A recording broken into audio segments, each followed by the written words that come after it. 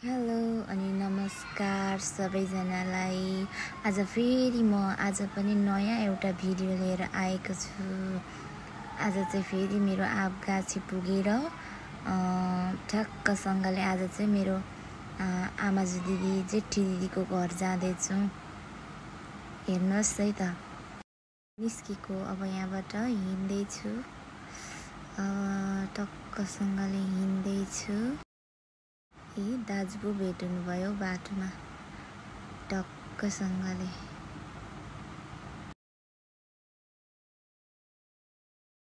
I am going now. मलाई त के क्यामेरा पनि पक्रिनै आउँदैन हो। बस आई एम लर्निङ छु। पर्फेक्ट हुन्छु कि त म पनि। बाटोमा निस्किसकेँ। यो भित्री बाटो पर्छ। यो चाहिँ यो भित्री बाटो चाहिँ लामो छ। पर पुग्नुपर्छ, रोड पुग्नुपर्छ। सफारी पनि ठिक्क निस्किनु, सफारी रोक्नुहोस् भनेर रोके। अब म सफारीमा चढेर जान्छु आँपगाछी। हेर्नुहोस् है त, म पुग्छु आँपगाछी अब यही बाटोबाट।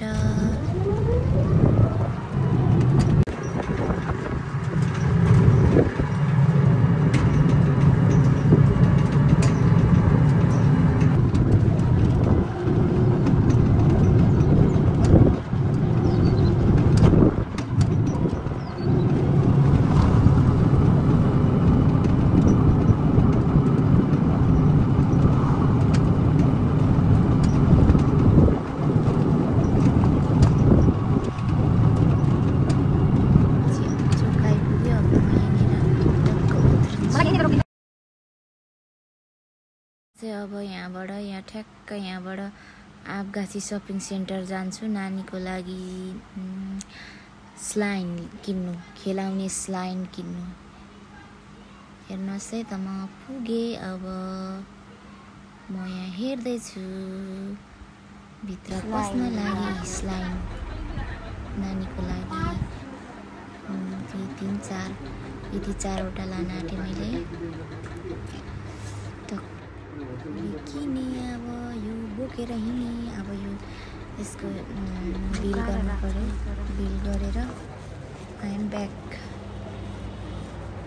बिल गर्नु पर्यो। बिल गरेर टक्क निस्केर फेरि जान्छु अब दिदीकोमा।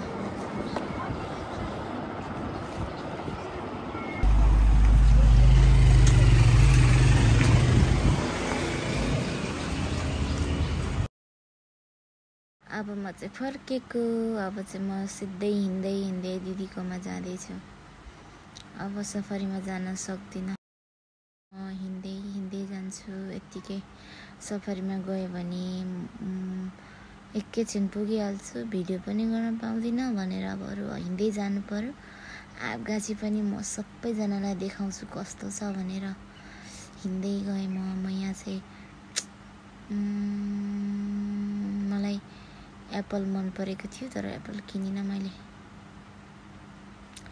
अनि म यहाँ करेला किन्छु र हिँड्छु अब।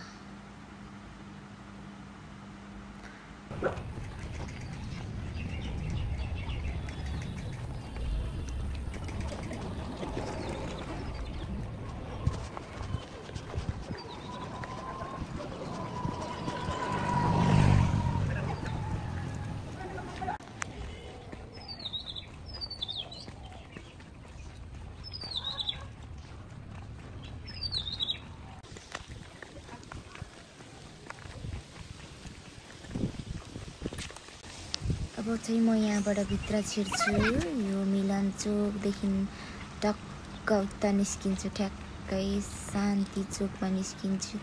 शान्ति चोकदेखि यहाँबाट म फेरि टक्क मेरो दिदीको घर निस्किने बाटो आइपुग्यो। अब यहाँबाट म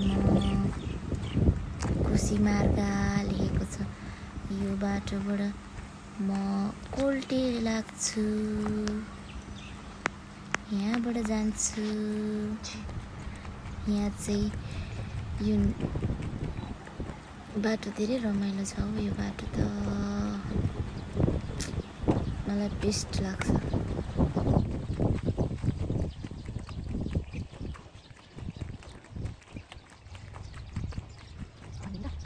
चप्पल बजाउँदै बजाउँदै म त दिदीको घर आइपुगेँ। यो चाहिँ मेरो जेठी आमाजी दिदीको घर हो। हेर्नुहोस् है त ल, म आइपुगेँ। उहाँको फुलहरू चाहिँ यति राम्रो छ कि हेर्नुहोस् है त। मैले पनि सारी राखेको छु। यहाँ दिदीकोमा फुल। दिदी अचम्म हुनुभयो म आइपुगेको देखेर। एक्कासी पुग्दा बिचरा काम गर्दै हुनुहुँदो रहेछ। चाहिँ दिदीको इन्डोर प्लान्ट हो। यिनीहरू कति राम्रो छ। यो चाहिँ वाउ, हेर्नुहोस्।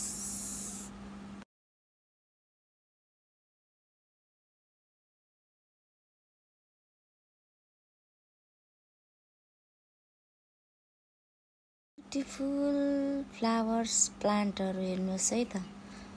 जेड प्लान्टै धेरै छ दिदीकोमा। दिदीले त आँगनमा मकै पनि फलाउन आँटिसक्नु भएको रहेछ। हेर्नुहोस् त। अनि फुल है छतमाथि दिदीको फुल्ने खालको फुलहरू। वाउ, कति राम्रो, कति राम्रो छ। हेर्नुहोस् है त फुलहरू। त भमरा र पुतली त कति बस्छ।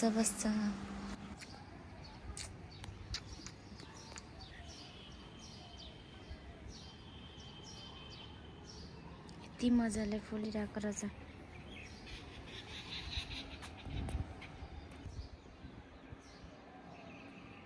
ड्र्यागन फ्रुट है, हेर्नुहोस् फेरि ड्र्यागन फ्रुट। अब चाहिँ म यो यिनीहरू सबै हेरिसकेर फर्किन्छु। अब म दिदीकोबाट फर्केको रुमतिर। दिदीको घरको फुल पनि देखाइहालेँ अब मैले तपाईँहरूलाई।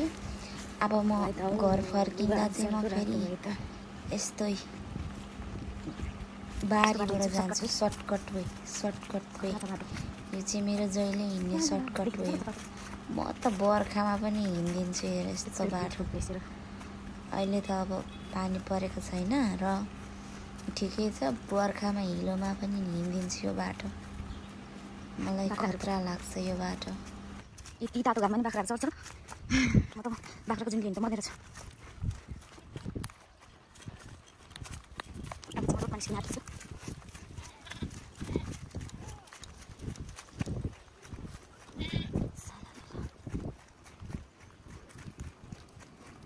मेरो पापाको गीत पो त यहाँ त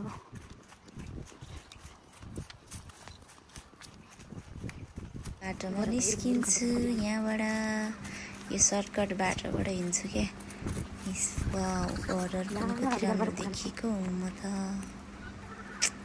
अब यो रोडबाट निस्किन्छु। रोडबाट निस्केपछि चाहिँ म मेरो सधैँको बाटो आइपुग्छु। यहाँबाट उता त तपाईँहरूलाई थाहा छ। अब म रुममा पुगेँ। घामले झन्डै मार्यो। Thank you for watching. फेरि अर्को भ्लगमा भेटौँला है त। Like and subscribe.